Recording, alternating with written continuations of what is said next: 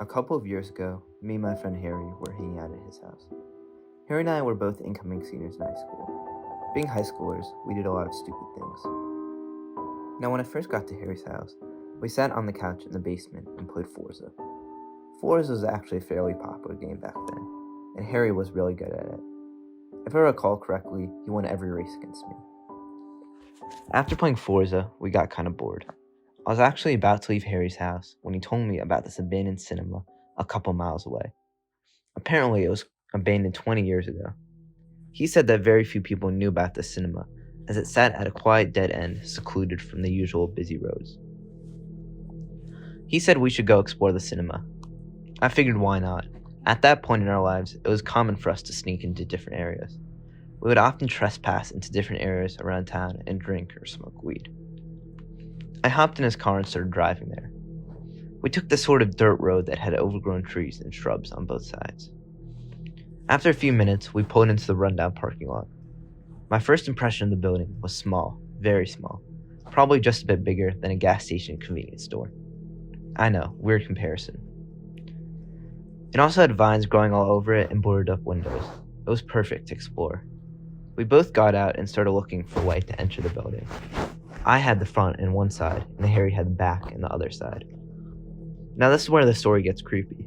While I was checking for an open entrance, I peeked through one of the windows. Inside, I saw the silhouette of a man, freakishly skinny, staring back at me.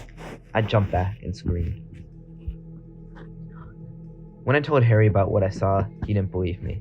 He thought I was seeing things. I was sure I saw something though. The image of that man was so vivid. A short while later, Harry broke open a boarded up window. Harry crawled in first and then me. We both turned on our flashlights and started walking around. Although I was frightened from what I saw earlier, there's something cool about the vibe of an abandoned cinema. It was a bit relaxing and almost cool in a sense. At one point, I actually forgot about what I saw earlier. We kept walking. We walked through what I assumed were the bathrooms and into the snack area. We looked around and saw some old snack wrappers. And that is when we both stopped. Coming from inside what I assumed was a theater, we heard the faintest playing of music. The fact that music was playing in an abandoned theater was already creepy, but what made it even more creepy was that it was slow, demonic music. This instantly made me want to leave, but Harry wanted to look inside the theater. I guess he wanted to see what was making that noise. I told him I wouldn't go. I guess he was fine with that, because at that moment, he walked up to the door and pulled it open. I'll never forget how his face turned to pure terror. He froze and stared. Harry yelled, "Oh shit," and he then sprinted through the cinema and out the front door. I followed him and accidentally dropped my flashlight. We jumped into the car. He refused to say anything. But later that night, Harry told me what he had seen. While he walked in, he saw a freakishly skinny man.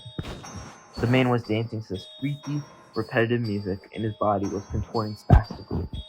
Then the figure turned to look at him. But the figure didn't just stand there. He got on his hands and knees and started crawling towards him demonically. That is when Harry ran. What he told me sent a shiver down my spine. It reminded me of what I saw earlier. I left early from his house, but I couldn't fall asleep. I kept hearing noises on my patio. Eventually, out of anger, I went downstairs and peeked out my front window. There's nobody there, but in the corner, I saw my flashlight. The same flashlight I had dropped. Laying next to it, I saw a note. It read, "You left this at the cinema.